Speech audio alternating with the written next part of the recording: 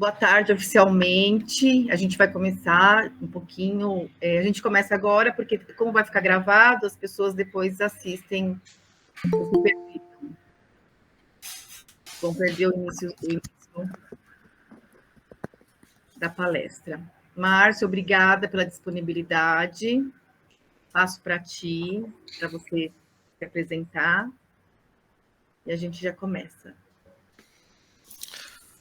Ok, obrigado, Andresa, obrigado, Abendi, obrigado pessoal que já está aqui, acho que o povo vai chegando aí também durante a palestra, mas obrigado a todos que estão aqui presentes, acho que é um momento aqui que espero que seja muito bom, para mim vai ser, espero que seja muito bom para vocês também, que a gente tenha aqui um bom momento para ampliar repertório, para falar aí sobre propósito e relacionamento com clientes, e o que isso tem a ver. A gente vai explorar bastante este tema aqui hoje, tá bom? E vamos começar então? Vamos começar. Vamos falando aqui primeiro, rapidamente, eu não vou me apresentar. Aqui um pouco de mim, vocês podem me conectar comigo lá no LinkedIn, quem quiser. Lá você pode conhecer um pouquinho mais do meu trabalho, das minhas iniciativas. Lá a gente pode trocar ideias, pode ver um pouco dos conteúdos que eu publico lá também. Mas como a gente fala de relacionamento, eu gosto de falar que relacionamento ele é com pessoas e mais do que conhecer o que aquela pessoa faz, o currículo, ou aquele cliente, o que ele faz com a gente, as transações, o produto que ele consome, é conhecer o que está por trás daquela pessoa. Então eu queria aqui falar um pouco de mim, de uma curiosidade, e também convidar vocês para participar disso, para a gente fazer aqui um breve aquecimento antes de entrar no conteúdo. Bom, essa é a minha família, eu sou casado com a Leilane, sou pai de gêmeos, o Lucas e a Bianca, que são dois adolescentes hoje com 15 anos, e a gente tem uma curiosidade, a gente gosta muito de Friends, e aqui é a porta da minha casa, ela é pintada de roxo, quem gosta de Friends sabe que essa porta roxa com o porta-retrato amarelo lá, ele é icônico da série, né? Então eu queria aproveitar para você também se apresentar para a gente poder conhecer um pouquinho mais de você. E durante a palestra a gente vai entender por que relacionamento com clientes ele parte hoje em dia de conhecer um pouco mais das pessoas além daquilo que a gente sempre conhece dos nossos clientes. Então eu queria aproveitar, coloca aí na mensagem, no chatzinho, que série que você gosta, é uma série que você acompanha, que você não vive sem, pode ser mais de uma, fala um pouquinho de você para todo mundo conhecer um pouquinho mais você também, tá bom? E vamos começar então.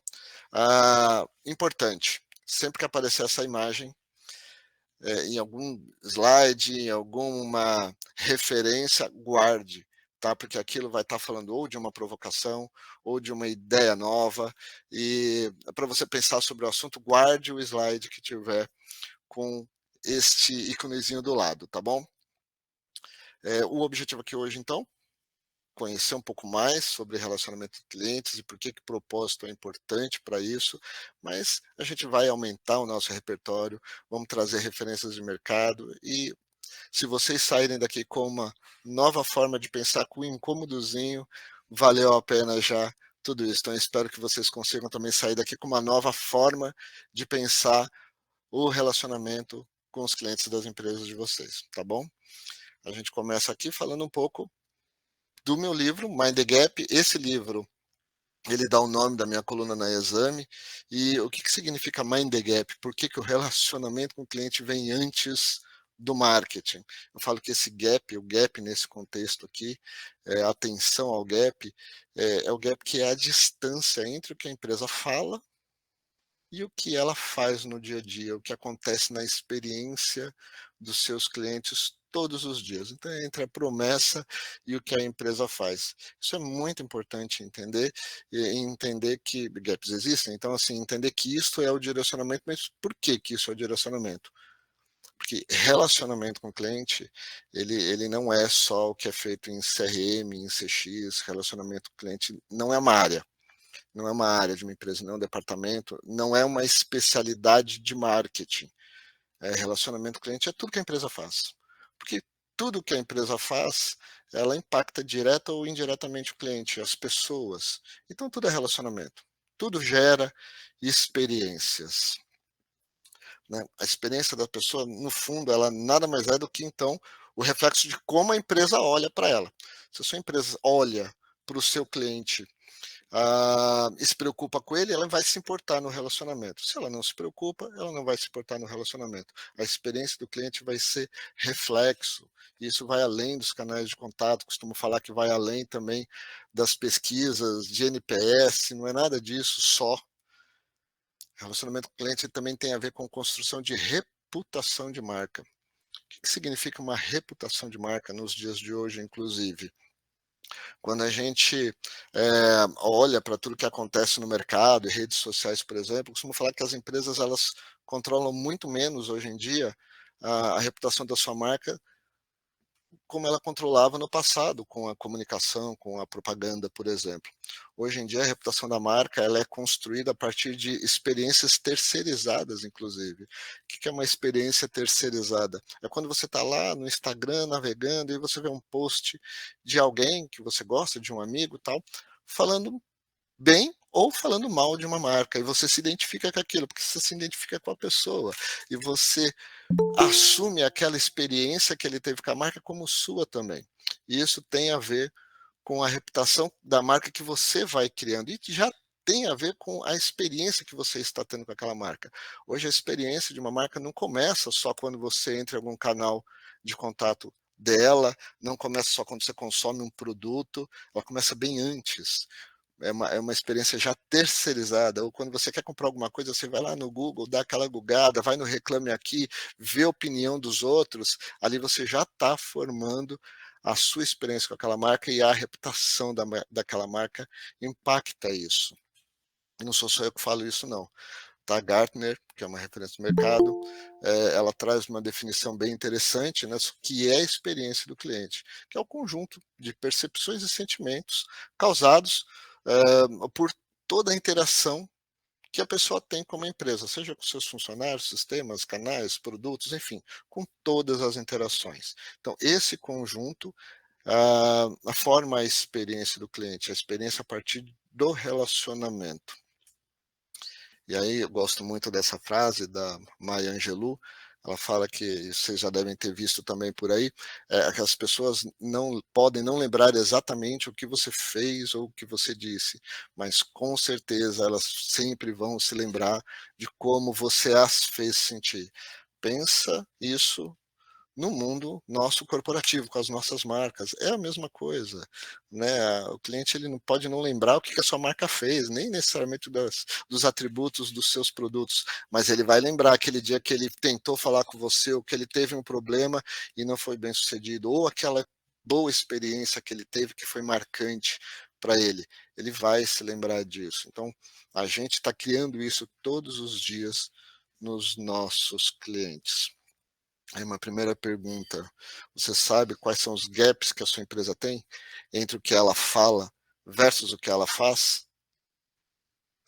Entre o que ela fala e versus o que as pessoas sentem? Gente, como eu falei, gaps existem. Não existe empresa perfeita. O trabalho é diminuir este gap. Então, todo dia a gente tem que trabalhar para tentar diminuir cada vez mais estes gaps.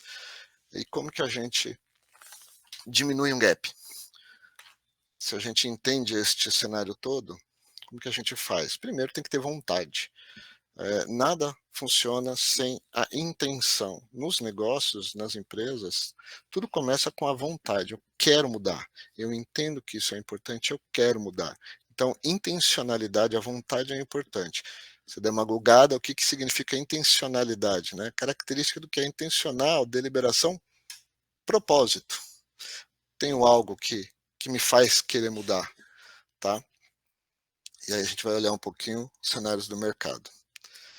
Aqui eu quero que você para pensar na sua empresa, se ela se encaixa neste cenário que eu vou mostrar. Primeiro, normalmente as empresas possuem várias áreas que impactam as pessoas em diferentes níveis. Pensa na sua empresa, né? Tem o saque, tem área de logísticas, por exemplo, tem área de vendas, tem lojas, tem e-commerce, tem a parte de comunicação, social, enfim, toda hora surge uma nova ideia. Você tem várias iniciativas nas empresas que, no fundo, vão impactar as pessoas que se relacionam com ela, os clientes, de alguma maneira. Normalmente, essas iniciativas são cuidadas por áreas separadas. E cada ação costuma ter ali a sua ideia, o seu objetivo, né, a sua diretriz, o que vai ter que fazer, quem vai ter que fazer, quem que vai cuidar, tem o seu dono ali. O problema é que na grande maioria das vezes não existe a integração, não há sinergia. E nessa hora, no final das contas, a gente olha cada ação de maneira separada e fala: essa ação deu sucesso, mas aquela outra não deu. E no geral, sempre vai ter algum ponto que, seja no curto, no médio ou no longo prazo, vai impactar a experiência das pessoas e o resultado das empresas, da empresa como um todo. Hoje se fala muito de colocar o cliente no centro, né? Foco no cliente, customer centricity e assim por diante. Termos tem vários. Mas o que significa isso nesse cenário? A empresa fala que vai colocar o cliente no centro, mas todas as suas iniciativas focam os clientes, mas quem está no centro é a empresa. Eu tive um cliente uma vez, uma empresa do setor automobilístico, e numa reunião, discutindo uma ação com a área de CRM, e ele falou, não, a gente vai ter uma ação aqui que a ideia é soltar um voucher. Então a gente precisa olhar direito os dados, escolher direito, segmentar direito, a gente vai soltar um voucher para clientes que participavam de um clube. A montadora tinha um clube lá, um programa de relacionamento. Falei, ok, legal. Aí ele falou assim, só que a gente tem que tomar cuidado porque a área comercial também está fazendo a mesma ação de voucher com as concessionárias. Eu falei, peraí, como assim? Em paralelo, no mesmo período? Sim, vai acontecer no mesmo período. Mas por quê? Ah, não, isso aí é coisa lá do comercial, é verba, eles têm uma meta lá e eles precisam fazer. A gente tem aqui o nosso do programa que a gente precisa fazer também. Ok, mas o cliente vai receber 2 vouchers? Qual voucher que é o melhor para ele? Qual que ele vai querer? Ah, não sei. E como que você vai medir a campanha? Qual a campanha que vai ser melhor? Ah, cada um vai medir a sua. Então, assim, gente, isso é mais comum que parece, principalmente em grandes empresas. No final, as duas ações saíram e o resultado foi catastrófico. Tá? Mas por que isso acontece? No fundo, porque não existe um propósito claro sendo colocado como uma diretriz que permite à empresa, de fato, olhar para o cliente como único. Isso ainda está um pouco gasoso. Calma que a gente vai chegar no ponto mais concreto aqui. Por quê? Porque primeiro vamos desmistificar um pouco o que não é propósito. Primeiro, propósito não é missão, visão e valores. Isso é outra coisa. E aqui eu deixo uma referência, se vocês quiserem olhar esse artigo da Harvard Business Review, ele traz uma boa definição de como olhar para missão, visão e valores e propósito, tá? Aqui ele diz que o propósito, na verdade, você vai ter que encontrar uma maneira de expressar o impacto da organização na vida dos clientes, estudantes, pacientes, seja lá qual for o público-alvo. Então, você vai ter que buscar uma forma de fato, expressar isso. O que significa expressar? Transformar o propósito em algo concreto, é o que ele está dizendo. Significa, então, que propósito também não é uma frase bonita e emocional. E isso é o que normalmente as empresas rapidamente fazem. Nosso propósito é esse aqui. Tá? Uma frase toda linda, maravilhosa ali, mas não é só aquilo. Aquilo não conecta nada. Propósito não é um slogan de comunicação. E o propósito não é só uma causa social. E aqui traz muita confusão para as empresas, principalmente nessa era de ESG que a gente vive, de achar que propósito é uma causa social. A empresa até pode ter uma causa social.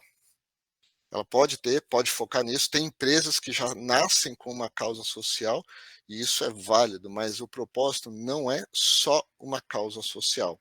Aliás, a gente tem que dividir e separar uma causa social que a empresa pode querer militar e apoiar da função social da empresa. Toda empresa ela tem uma função social, e quando fala de ESG hoje, é a função social que a empresa tem, porque toda empresa causa um impacto na sociedade. Aliás, aqui no Brasil, a gente tem o contrato social, né? A primeira coisa que é criada na empresa é o contrato social. Nesse contrato social tem o objeto social, que é onde a empresa diz o que ela vai fazer, né, qual é o serviço, qual o produto que ela vai ter, ou seja, o que ela vai levar para a sociedade. Então, toda empresa ela já tem uma responsabilidade social, que começa com seus funcionários, com as suas famílias, seus fornecedores. Então, isso não é propósito. E causa social também não é propósito. A gente precisa desmistificar um pouco isso. O que é propósito? Costumo falar que propósito, ele é primeiro uma escolha que vai direcionar o modelo de negócios e vai orientar, no final das contas, todas as decisões e comportamentos da empresa, em todos os níveis dela. Ela pode até ter raiz na sua fundação, mas ele tem que virar o grande diferencial da empresa. Ele tem que ser aquilo que vai ser concretizado no grande diferencial da empresa no mercado. Uma referência para começar a entender, e eu vou trazer algumas outras aqui também, é o Golden Circle do Simon Sinek. Quem não conhece, vai lá no YouTube, coloca lá no YouTube Golden Circle, Simon Sinek, vai vir um vídeo antigo, mas muito válido, dele falando no TED e explicando um pouco isso. E o que ele fala é que o propósito é aquilo que atrai e aproxima a pessoa de uma marca, é o why, é o que começa ali, qual o porquê, né? Por que a empresa existe? E aí ela tem o como ela faz e o que ela faz. Normalmente ele fala que as empresas olham para aquilo que ela faz, o produto dela. Só que se o produto dela não é direcionado por um motivo claro, não tem por que as pessoas consumirem ou elas serem fiéis. Ele consome agora, pode não consumir depois. Então tudo começa com a clareza desse propósito, desse porquê, que é no fundo os desejos, as escolhas, as desescolhas que uma marca faz. Só que ele precisa ser tangível, ele precisa ser compreendido, ele precisa ser aceito e no final precisa virar a cultura da empresa, a cultura interna da empresa. E por que propósito é importante? E clareza de propósito é importante.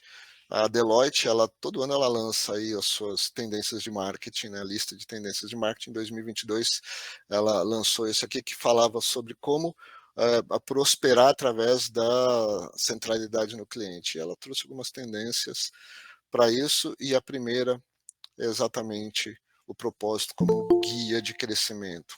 Criação de uma vantagem competitiva através de um propósito claro e que é definido como diretriz. Propósito, ele não é frase bonita, propósito não é uma coisa mais gasosa. Propósito, ele é real e deve direcionar o negócio. Para isso, ele tem que sair desse aspecto mais gasoso e virar uma visão de negócio, que é o que eu vou começar a mostrar aqui, e é como o que o Howard Schultz fala. Howard Schultz foi o CEO durante muito tempo, que construiu a Starbucks e transformou ela no que ela é, tá? Aí ele fala que as marcas mais poderosas e duradouras, elas são construídas a partir do coração, elas são reais e sustentáveis, né? E as suas fundações são fortes porque elas são construídas com a força do espírito humano e não de uma campanha de propaganda. As companhias são duradouras porque elas são autênticas. Então, o propósito que eu falei lá, ele não é um slogan, ele não é algo só bonitinho. É o que está na raiz da construção da empresa, da marca, e está ali. O que é o propósito? A gente vai conhecer um pouquinho mais do Starbucks daqui a pouco. Então, o propósito, ele é o que conecta a marca com as pessoas. Aí eu trago duas referências aqui com dois tipos de públicos, clientes e colaboradores. Já vamos entender um pouco o que significa o propósito para esses dois tipos de público. Primeiro, num cenário de uma empresa que não tem o propósito claro, que esse propósito ele não é a referência para as pessoas. Se ele não é claro, as pessoas não têm muita referência. Internamente, o que acontece com essa empresa? É aquela empresa que a gente fala que tem um monte de cultura, né? Cada área tem a sua cultura, o seu chefe faz o que o chefe quer, o gerente, um briga com o outro, cada um olha para si mesmo, tem aqueles comportamentos em silos, sem colaboração. Aquele cenário que eu mostrei agora há pouco, todas as iniciativas da empresa, cada um olhando para si mesmo. Quando a gente olha para o mercado, para o cliente, é aquele cliente que olha para a empresa com indiferença. Tanto faz, posso consumir dela, posso não consumir, é uma compra muitas vezes mais racional, olha o preço ou não, participei de uma promoção, fez sentido, né, foi oportunista, foi uma oportunidade, fui lá e comprei, mas eu não sou um cliente, eu não sou fiel, para mim tanto faz, não tem algo do porquê eu preciso comprar daquela marca. Normalmente, o final disso tudo são resultados ruins ou não sustentáveis. O que é não sustentável? É quando a empresa se engana, porque ela parece que tem um bom resultado. Bati a meta esse mês que vem não bati, no outro mês bati de novo, no outro mês não bati, e assim vai. Parece que é bom, mas não é bom, no final das contas não é bom. O varejo tem passado por grandes dilemas e grandes problemas, a gente vê aí os grandes varejistas sofrendo bastante por causa disso. É uma construção que no final das contas não vai ser sustentável, porque você não olha para o cliente como deveria, e o cliente não olha para a sua marca também com nenhum tipo de referência que faz sentido, que a diferencia no mercado. Por outro lado, quando a gente tem um propósito claro, a gente passa a ter referência para as pessoas, o propósito ele vira a cultura. Eu falo que a cultura de uma empresa nada mais é do que o seu propósito sendo colocado em prática. Cultura única. Quando eu tenho uma cultura única, eu tenho comportamentos comuns. No lado do cliente, eu tenho a capacidade dele se identificar com uma marca, de gostar de uma marca. Se ele gosta e ele identifica com uma marca, ele passa a ser um cliente fiel. E olha só, o cliente fiel, ele pode se considerar fiel com uma marca e a empresa pode não considerá-lo fiel. E aqui a gente tem que começar a entender, em termos de CRM, como pensar o cliente fiel. Às vezes a empresa olha e fala, não, que o meu modelo de negócio, o cliente tem que comprar todo mês. Cliente fiel é aquele que compra todo mês. Né? 3 meses, comprou 4, 5 meses não comprou, ele já está inativo. E às vezes o cliente ele é fiel na medida dele. Ele fala, não, eu não vou comprar todo mês lá, mas eu vou comprar a cada 6 meses. Mas quando eu for comprar, eu vou comprar daquela marca. Ele é fiel do jeito dele, porque ele se conecta com a empresa. Então, é importante compreender isso até para saber quando falar com o cliente, o momento certo de falar com o cliente, né? Falar com ele na hora certa, com o motivo certo, e não só quando a empresa quer, que às vezes não é quando o cliente quer. E no final isso vai gerar bons resultados, porque toda essa consciência vai estar bem amarrada. E aqui abrindo um parênteses, a gente trazer um pouco de referência no mercado. A gente está vivendo um momento de grandes transformações. E esse momento de transformação também muda todo o comportamento das pessoas e das suas relações com a marca. Tudo vem acontecendo muito rápido. Né? Quando o ChatGPT apareceu para todo mundo, aí em menos de 2 meses já tinha 100 milhões de usuários, foi incrível a quantidade, essa curva da tecnologia está cada vez mais íngreme, as coisas estão cada vez mais rápidas, né? O metaverso surgiu, já estava começando a virar hype, ChatGPT surgiu, o metaverso sumiu, e assim por diante, as coisas vão mudando muito rápido. Significa que hoje a inteligência artificial ela tem um impacto muito grande nos negócios, na forma de fazer muita coisa, inclusive na forma de se relacionar com os clientes. Aí a gente sempre fala ou vem falando de inteligência artificial sendo usada para melhorar a personalização do relacionamento com clientes, mas tem que entender o que significa essa personalização. Eu escrevi um artigo uma vez para exame falando que os dados não são mais o novo petróleo. Acho que o Salesforce gostou disso, porque ficou usando isso para todo lado, inclusive dando crédito, agradeço o pessoal do Salesforce, mas eu falava que os dados não são mais o novo petróleo. Por quê? Porque os dados estão aí. Tem um monte de dado em todo lugar. A gente pisca, tem dado, a gente gera dados. As empresas têm capacidade de pegar dado em todo lugar. A questão é, o novo petróleo é exatamente, então, a capacidade de analisar os dados de uma forma que seja realmente relevante, primeiro para o cliente e depois para a empresa. E por que primeiro para o cliente e depois para a empresa? Porque se não for relevante para o cliente, eu não vou conquistar a fidelidade do cliente, eu não vou atrair aquele cliente. E o que é relevante para a empresa é o cliente fiel. Então, às vezes, a empresa olha o dado para relacionamento de maneira que ela quer que ela deseja, mas não da maneira que o cliente precisa e quer. E aí há o descompasso. Mas a inteligência artificial está aí para nos ajudar exatamente na questão da personalização. Personalizar não que a gente acha que é a personalização, usar dado variável em uma peça, que ainda, infelizmente, hoje em dia se pensa, mas é personalizar o momento de falar com o cliente. Eu sei a hora de falar com aquele cliente, eu sei por que eu estou falando com ele, eu não preciso mais ficar disparando e-mails em lotes, porque não faz mais sentido querer saber qual a média, qual o dia da semana que é melhor para abrir e-mail, qual o horário melhor de abrir e-mail. Cada cliente vai ter o seu. Até porque se todo mundo for na média do que acontece no mercado, todas as empresas vão mandar e-mail para todo mundo no mesmo dia, na mesma hora, o cliente não vai abrir. Falando de e-mail, mas serve para SMS, WhatsApp, qualquer outra forma. Então, personalizar hoje vai muito além de só usar dados variáveis do cliente, vai de conhecer melhor o cliente, saber o porquê que eu vou falar com ele e como eu vou falar com ele.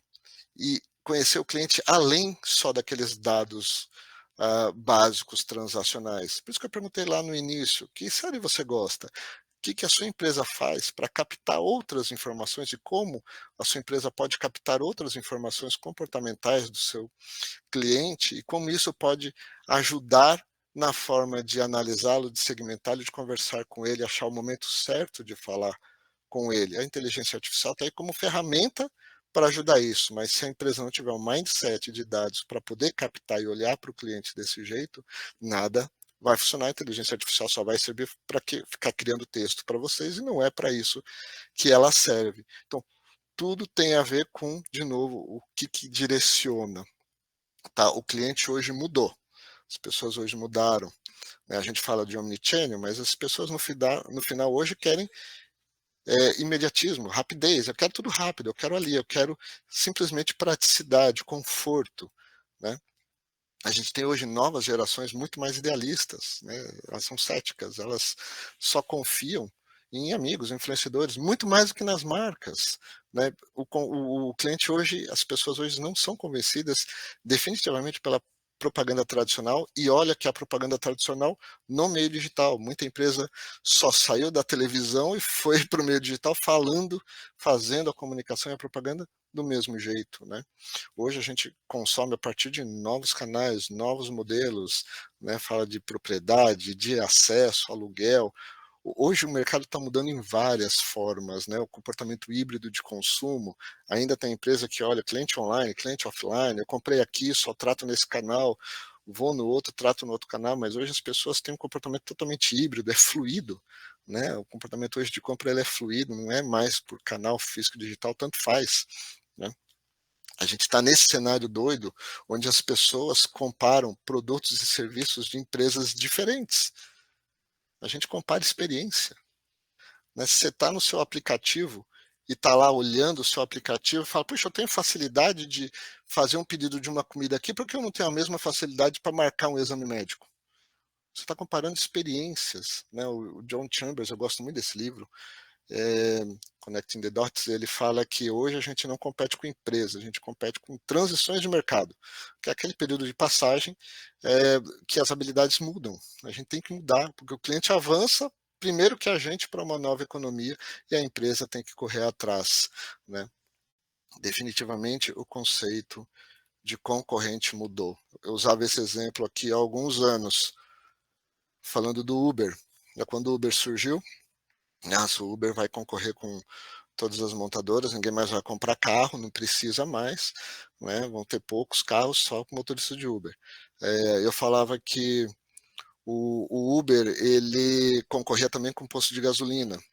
Né? Por quê? Porque se a gente vai ter menos carro para abastecer, o posto de gasolina tinha o Uber como concorrente. Aí veio a pandemia, né? As pessoas trabalhando remotamente, já nem precisa se deslocar. Então, o trabalho remoto é concorrente do Uber. Né? A gente tem o smartphone, que é o grande concentrador de concorrentes. Por quê? Simplesmente porque as pessoas passam ali 9 horas e meia por dia. Essa pesquisa da Electronics Hubs mostrando que o brasileiro passa, em média, 9 horas e 32 minutos por dia em frente às telas. a gente só perde para os sul-africanos, a gente fica mais da metade do tempo que a gente está acordado no telefone. Se você tem o seu celular, dá uma olhada, se você tem um iPhone, usa lá, vai no tempo de uso, no Android eu não sei onde que olha, mas olha lá, quanto tempo você fica no celular? Fazendo o quê? Ele vai mostrar ali qual a sua média, ver se você está dentro dessa média ou não. A gente passa muito tempo na frente do celular, a gente passa muito tempo em frente às telas. Então, hoje, as empresas concorrem todas umas com as outras, porque a gente simplesmente concorre pelo tempo e pela atenção das pessoas. Aqui uma frase bem interessante também do John Chambers, que ele fala que as empresas morrem porque fazem bem demais as mesmas coisas durante tempo demais. Elas não mudam, estão agarradas. Não é, sempre foi assim, não, mas a gente teve sucesso até agora. Acontece que nesse mundo, o sucesso que teve até agora não vai garantir para você o sucesso do próximo, no próximo nível. Tudo o que você fez até agora não garante que a sua empresa vai evoluir bem daqui para frente, mesmo que você tenha tido sucesso, mesmo que você, nossa, estou indo muito bem, mas não vai acontecer isso. Fechando aqui um pouco, eu queria trazer para algo mais concreto. Então, o que significa? Já entendemos o que significa o propósito, já entendemos as mudanças do mercado, esse mercado doido, que as pessoas se conectam de maneira diferente com as marcas, mas vamos entender um pouquinho como que a gente pode aprender com quem está fazendo coisa boa. E aqui, primeiro, a Disney, que todo mundo conhece, todo mundo gosta de usar como case, e eu também gosto de usar como case. Então, o que a gente pode aprender um pouco com a Disney? Primeiro, a dica de livro. Se você não leu esse livro, tem que ler. Tá, O Jeito Disney de Encantar o Cliente, uma referência. Mas olha só, não é só uma referência porque é bonito. A Disney é um negócio, né? Eles têm um negócio para gerir, um negócio que tem que dar resultado também. E eles medem o resultado disso. Só que tem algo por trás, né? Aqui o John Wendt, que é um antigo Imagineer. Imagineer é o termo que a Disney usa para definir o engenheiro e imaginador, quem cria as atrações no parque. O John Wendt foi o antigo Imagineer da ilha, e no livro ele fala que a fórmula do sucesso, eu vou ler aqui, é a atenção aos infinitos detalhes, às pequenas coisas, aos pontos pequenos, insignificantes, minuciosos, aos quais os outros não querem dedicar tempo, dinheiro ou empenho, ou seja, o cuidado com os detalhes. E aí, o que significa o cuidado com os detalhes? Não sei se você já teve num parque da Disney, mas a gente começa a olhar os cuidados dos detalhes ali. Primeiro, na manutenção do parque. Normalmente tudo novinho. Mesmo o parque já com mais de 50 anos, tudo novinho. Impressão de que foi construído recentemente. Eles têm um cuidado muito forte com a manutenção do parque, com a beleza do parque. Por quê? Porque isso não pode atrapalhar o que é o propósito deles, né? Que é de gerar felicidade, de trazer o cliente para fora do mundo dele, chegar no mundo de fantasia, ter o final feliz da fantasia. Isso não vai acontecer se o parque for um parque mal cuidado, se eu estiver passando lá e ver um doente com a cabeça caída ou com uma pintura descascando. O parque é limpo, é extremamente limpo, e aqui é um belo exemplo do uso de dados, porque como manter um parque limpo se as pessoas têm um comportamento não necessariamente de sempre jogar o lixo na lixeira, né? Então não adianta só pôr lixeira, mas como distribuir lixeiras. Então, um estudo feito com os passos, quanto tempo que as pessoas davam, quantos passos e quanto tempo as pessoas ficavam com lixo na mão. Então, você sempre tem lixeira disponível para, até de uma certa forma, constranger as pessoas, porque você não vai jogar lixo no chão, porque sempre tem uma lixeira perto de você. A outra preocupação, principalmente no Magic Kingdom, que você tem as áreas ali, como eu quero criar aquele sistema aquela percepção de felicidade, de desconectar do mundo, cada área do parque, ele tem a sua aura, ele tem ali a sua forma e a sua experiência, que ela não pode ser atrapalhada. Então a Disney não quer que, quando você está lá na área do futuro, que veja um cowboy passando por ali, um colaborador vestido de cowboy passando por ali, porque não tem nada a ver com aquela área. Então eles têm todo um sistema de túneis por baixo, onde as pessoas circulam, os funcionários circulam, a manutenção circula, exatamente para não quebrar a experiência que as pessoas têm em cima, não olhando coisas desconexas. Tudo isso faz parte desses pequenos detalhes que eles querem cuidar, movido por algo mais. E por que é movido aqui? Eu trago aqui uma fala, aí tem a referência do site aqui lá desse artigo lá no Disney Institute, que eles colocam a opinião do por que missão é diferente de propósito. E aqui o Van Arsdale France, ele foi quem recebeu a incumbência de criar o Disney Institute lá em 55. Aí ele fala aqui que o propósito da Disney é criar felicidade nos outros. Aí ele fala, ok, mas é muito bonito dizer isso, vamos criar felicidade. Só que você consegue criar felicidade fazendo qualquer coisa, estacionando carros, limpando lugar, varrendo, tudo. O que significa criar felicidade para os outros, para a gente? Ele fala que é preciso tangibilizar isso, né? É preciso ter um princípio, um unificador, algo que conecte as pessoas do elenco, que são os colaboradores, com as aspirações emocionais dos convidados, os clientes. O que conecta?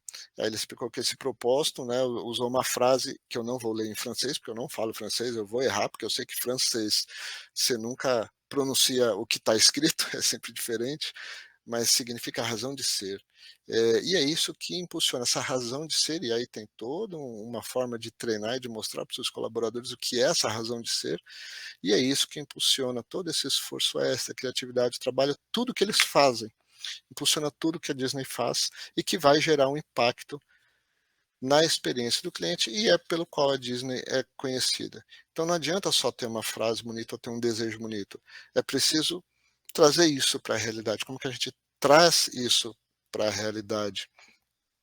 Voltando aqui para o Howard Schultz, muito bonito o que ele fala, mas o que significa isso no Starbucks? Starbucks é um negócio, independente do que está acontecendo aqui no Brasil com a South Rock, que é a licenciada, não só da marca Starbucks, como de várias outras, e a empresa está quebrando. O Starbucks no mundo está muito bem, obrigado. Né? Então, eles têm aí mais de 30 mil lojas em 80 países, tem uma missão muito clara, muito forte, de inspirar e nutrir o espírito humano. Né? Você vai numa loja de Starbucks, você, de fato, consegue ficar ali, você não vai ser expulso se você abrir um notebook, né? Porque eles se consideram um meio de conexão em pessoas, não tem problema nenhum de você ficar lá dentro. O objetivo deles é isso, estabelecer conexão, permitir que pessoas se conectem ali. Né? O café, ele é um meio, para isso. O café, o bolo, o pão de queijo, ele é um meio para fazer isso, tá? Mas, ok, lindo e maravilhoso, mas como fazer isso? Tem regra, tem forma, isso está tangibilizado. Né? Tem um manual, um código de conduta que mostra como fazer. Tudo isso que eu tirei aqui está escrito nesse manual, com exceção da parte dos 30 mil lojas, tudo isso está escrito no manual, e que orienta o franqueado ou a loja a como fazer. Que isso está na essência. Então, dá a maneira, dá a ferramenta prática para fazer isso, porque isso está no propósito. Sem isso, a empresa não é o que ela quer ser e não vai ter o sucesso que ela quer ter. Então, existe ferramenta para isso. A Zappos fala aqui que a sua filosofia é entregar felicidade. Ele usa aqui, inclusive, a mesma frase lá da Maya Angelou, né? E também tem esse livro, Satisfação Garantida, que é uma ótima referência que eu deixo para vocês. O Tony Hsieh, que já faleceu, era o CEO das Zappos, e quem encarnou tudo isso, né, de entregar de fato felicidade. Como que eles faziam isso? Bom, a Zappos é um negócio grande, foi fundada em 99, foi comprada pela Amazon, continua firme e forte hoje, né? O propósito de entregar felicidade para eles é tão importante que tem um case interessante que é contado no livro, que eles se comprometem até a solucionar coisas que não têm nada a ver com eles. Né? Fala de uma pessoa que ligou à noite no saque pedindo pizza. E como que podia achar lugar para comprar pizza e eles resolveram esse problema? Por quê? Porque eles entendem que parte relevante na qualidade do atendimento tem a ver com a, a qualidade de como os colaboradores sentem o serviço que eles prestam, a satisfação em ajudar as pessoas. Né? Isso faz, inclusive, eles terem uma forma de fato, de selecionar muito forte quem trabalha lá. E tudo isso por quê? Porque essa filosofia de entregar felicidade, ela é tangibilizada. de uma forma clara também no que eles chamam dos 10 valores. Cumpre isso que você vai estar entregando felicidade, você vai estar cumprindo o nosso propósito como empresa. Bom, e se a gente entende, então, que se a empresa existe, ela se relaciona, que o relacionamento não é uma escolha, mas o bom relacionamento sim, que o propósito deve ser o norteador disso tudo, e que ele só vai acontecer se ele for de fato claro e compreendido, se ele sair da frase bonita do slogan, for compreendido por todo mundo, né, for tangibilizado de alguma maneira, como que a gente começa? E aqui eu queria já ir para o final, trazendo para vocês duas formas de começar, de como começar a tirar o propósito lá daquela frase linda e trazer para a realidade da empresa. Primeiro com o que a gente chama aqui de matriz de comportamento e relacionamento. O que é essa matriz? Nada mais é do que uma ferramenta para trazer compreensão, né, sobre esse propósito e como fazê-lo virar um norteador para o comportamento e a cultura da empresa. Como que funciona isso? Basicamente, o propósito, ele tem que sair da frase bonita, ele tem que ser transformado em palavras-chave, palavras que as pessoas compreendam. Porque muitas vezes a frase não é compreendida, mas a palavra é compreendida. Mas só a palavra não significa nada se a empresa não tiver uma referência do que significa no negócio. Então, normalmente, eu falo que as empresas precisam ter clareza dos seus pilares de negócio. O que são seus pilares de negócio? Por exemplo, o seu produto, o seu saque, os seus processos, enfim, quais são os pilares do negócio, da operação do negócio da empresa. Cada pilar tem os seus colaboradores, as pessoas que estão ligadas a ele, que entendem daquele pilar. Quando a gente tem o cruzamento disso, a gente começa a dar para cada pilar a noção do que o propósito pode significar na forma dele atuar. Então, o que significa, por exemplo, essa primeira palavra-chave para esse pilar? Qual o comportamento, processo esperado pela empresa? Qual a expectativa e reação que a gente quer gerar no cliente? Qual gap devemos ficar atento? Começa a transformar isso numa ferramenta que tira o propósito ali daquela frase bonita e vira ferramenta para treinar, para orientar os clientes. Um exemplo de como isso pode ser aplicado, esse aqui é um exemplo real de uma empresa onde nós aplicamos, que no final das contas o propósito foi resumido em 4 palavras: qualidade, marca amiga, eficiência e experiência. E os pilares da empresa foram resumidos nesses 5, e aí para cada cruzamento foi definido uma pergunta provocativa, e essa pergunta provocativa ela desdobrava em diversas ações para cada área conseguir entender como ela tinha que atuar. E ela sabia que ela atuando daquele jeito, ela estava seguindo o propósito da empresa. Então, por exemplo, se a gente olha aqui, equipe loja, primeiro pilar, e marca amiga, os colaboradores têm o suporte necessário para realizar o seu melhor durante o dia, significa que as pessoas elas têm ferramental para poder transparecer que a marca é amiga para o cliente ou não tem? Isso tudo fez, cada uma dessas perguntas tem o objetivo de fazer a empresa refletir um pouco em como ela está operando. Quando a gente falava de produto aqui, e é interessante também o produto com a marca amiga, isso foi um case lá falando, porque com qualidade, né? Porque a gente falava que você ofereceria esse produto para um amigo? Acontece que a gente chegava na loja e o vendedor falava: nossa, quando chega aqui o produto, a gente olha determinado lote, a gente já sabe que vai ter troca. Por quê? Porque isso aqui foi comprado lá na China, num lote mais barato, chega aqui a gente só sabe que vai trocar essa camiseta. E acontecia, ele falava. Então a provocação foi: você ofereceria esse produto para um amigo? Se você fala que você quer que qualidade está no seu propósito, o seu produto tem realmente qualidade? Ou você tem que rever o seu processo de compra na China, inclusive? A empresa foi rever o processo de compra dela na China porque ela entendeu isso de fato como verdade. Então a gente começa a diminuir os gaps, mas tem ferramental que comprova isso. Mas não pode só ficar nisso. Então essa é uma primeira ferramenta, e a outra que eu queria deixar com vocês é um framework, porque quando a gente fala de propósito, a gente também fala de cultura organizacional. Como eu falei, cultura organizacional nada mais é do que o propósito sendo colocado em prática nas empresas. Mas o que significa isso, então? Como fazer?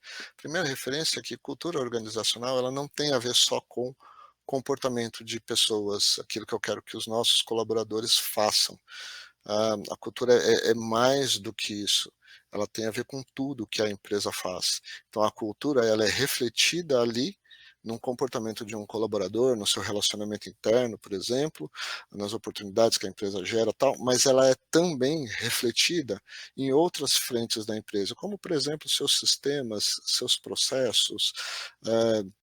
Numa loja de varejo é a forma com que a parte de visual merchandising feito tem que transparecer a cultura da empresa, o UX de um aplicativo tem que transparecer a cultura da empresa, tudo tem que virar e tem que transparecer a cultura da empresa. Então não é só comportamento de pessoas, né? Ele precisa refletir o direcionamento do negócio como um todo. Tudo que a empresa faz, tudo que ela gera. Falo que é uma combinação de comportamento, mas é uma combinação também de símbolos e sistemas. Então não dá para falar de cultura organizacional falando só de comportamento de pessoas. Você tem que falar como um todo, tudo que a empresa faz.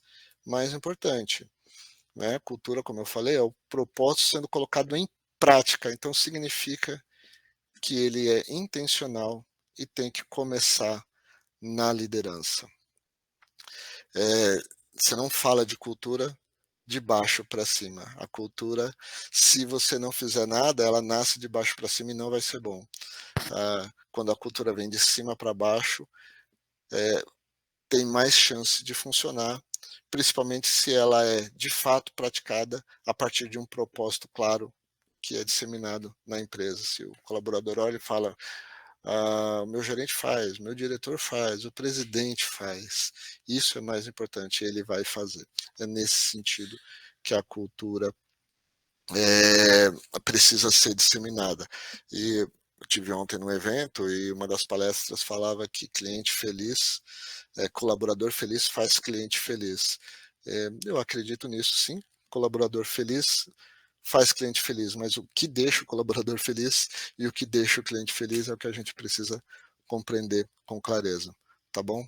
Gente, dentro do prazo que eu me propus aqui para dar um tempo para a gente conversar no final também. Esse era o conteúdo que eu queria passar para vocês. Quem quiser depois pode entrar em contato comigo, esses são os meus contatos da Quids, a gente pode conversar de maneira mais profunda disso se você quiser, entender melhor com um pouco mais de calma, tá bom? E estou à disposição se alguém quiser fazer alguma pergunta agora também, pode falar, pode abrir o microfone que a gente conversa.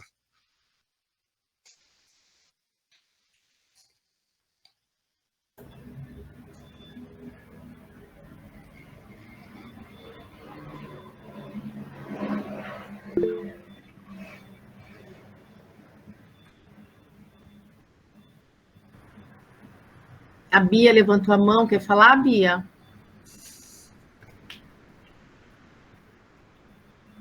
Acho que ela não quer falar. Levantou a mão. Edu, quer falar? Deixa eu falar. Ô, Márcio, parabéns, hein? Super legal. Obrigado. Eu fiz um monte de prints aqui que vou usar para mim, mas eu vou colocar o crédito para você. Pode usar. Vou deixar que eu dou o crédito. Obrigado. Ô, Márcio, eu sou neurótico com mensuração. Então, como que você mede os resultados desse negócio? Olha, Edu, sabe aquela matriz que eu mostrei? Eu falo que aquela matriz ela tem por trás todo um ferramental. Ele tem um ferramental de conteúdo, ele tem um ferramental de indicadores. Para cada uma daqueles pilares e para cada uma das coisas são criados de fato os indicadores. Alguns são quantitativos mesmo, vêm a partir dos dados, outros vêm a partir de pesquisas, e aí que a gente fala de todo tipo de pesquisa. Para cada negócio é definido um indicador que pode ser mais ou menos estratégico em função da característica do propósito. Muitas vezes, para uma empresa, o NPS, bem aplicado, corretamente aplicado, ele pode ser um indicador bom, e um eNPS também. Para algumas empresas, e aí um dos meus clientes, eu uso muito forte o RFV como um principal indicador. Por quê? Porque ele é um indicador um pouco mais concreto, porque a gente trabalha isso e olha lá o resultado medido de fato, o comportamento de um lado e o resultado nas vendas. E não só o resultado nas vendas, mas o que eu quero que o cliente faça, o que eu quero mexer com aquele segmento de cliente, que quadrante do RFV eu quero que ele esteja. Então a gente usa o RFV como uma métrica de movimentação deste cliente, entendeu? Para cada negócio tem a sua natureza de indicadores, mas de fato tem que ter indicadores, tá? Por trás disso tem que ter indicadores. Propósito, você tangibiliza ele e você tem que medir, tá? Seja em qualidade, seja em satisfação, seja em resultados financeiros também, tá? Boa, obrigado. Perfeito.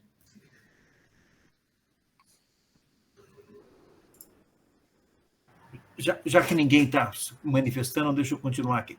Então, eu também sou muito favorável e concordo demais lá com que o dado não é o novo petróleo.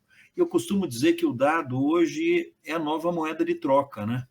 Porque você não paga nada para usar o Waze, você não paga nada para fazer uma busca no Google, você não paga nada para ter os seus amigos no Facebook, você não paga nada para usar um monte de aplicativos, e esses aplicativos são bonzinhos para nós, todo investe uma grana federal, tal. Por que é que eles fazem isso?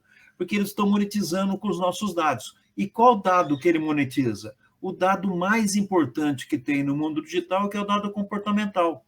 Então, eu também sou muito favorável ao que você colocou ali, e que você mencionou até que a Veja, até um artigo seu, ela que você colocou na Veja, tal, e o Salesforce se referencia a ele.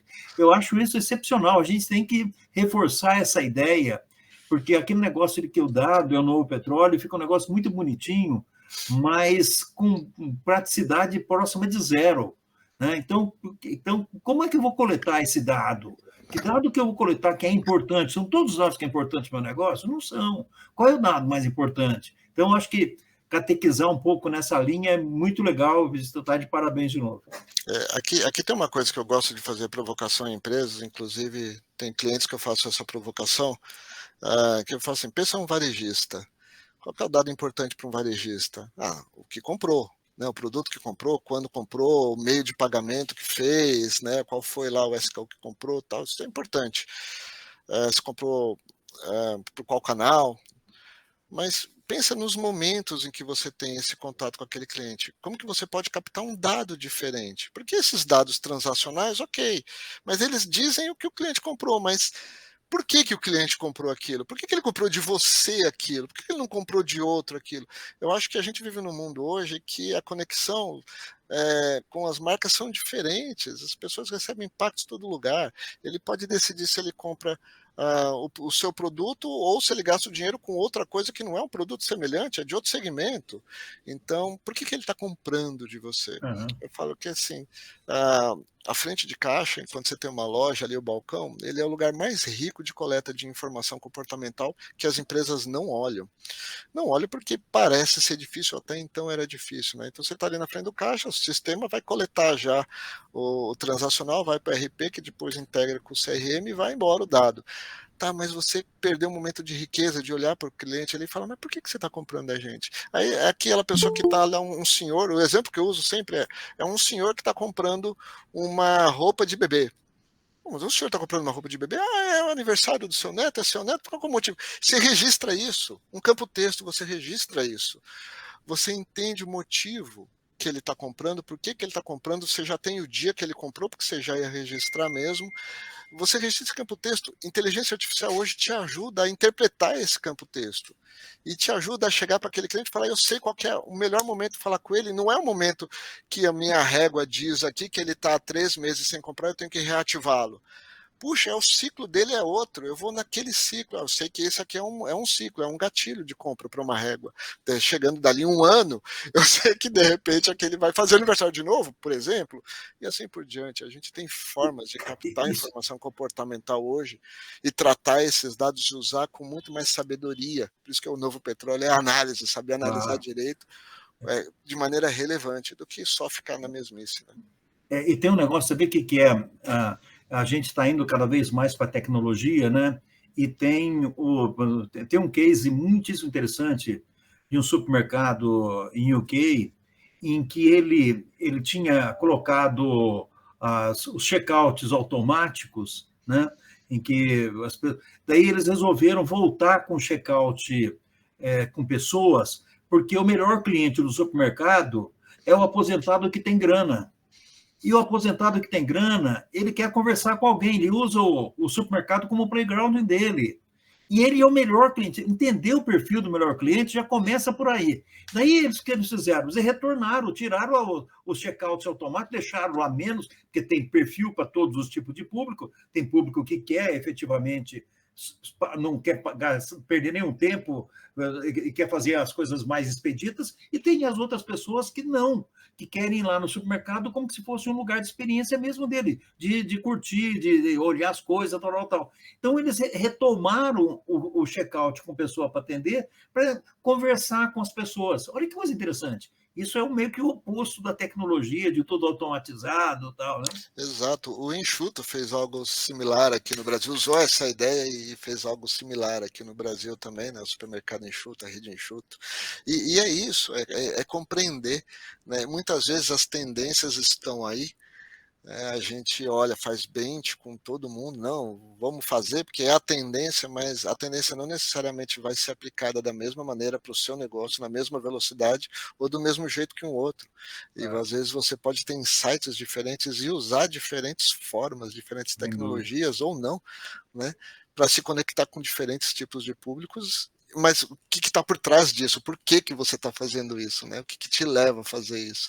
Por isso a conexão com o propósito é muito importante. E ele pode ser esse grande abridor de mente, né, para mudar essa mentalidade. Porque se for só questão financeira, vai ter algum momento que alguém vai falar, não, isso aqui gera muita despesa, corta.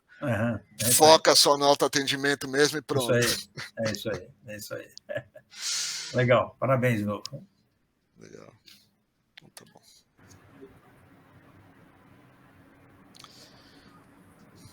Bom. Alguém mais? Se ninguém mais tiver. Ninguém mais? Acho que não, Márcio. Então tá bom, gente. Obrigado. André, essa apresentação vai ficar disponível, né, para as pessoas? Vai ficar gravado, né? Fica gravado. Quem quiser também o material, referência, pode mandar mensagem, eu mando a apresentação. O material vai estar disponível, Andressa? Sim. Legal. Tá bom? Ótimo. Já não vou precisar mais, aquela sprint lá, eu não vou precisar mais. Printando a tela, né? É isso aí. Obrigado, Márcio. Obrigada, Márcio. Obrigada, viu? Obrigado, gente. Disponibilidade. Obrigada. Um abraço para todos. Um abraço, até mais. Tchau, tchau.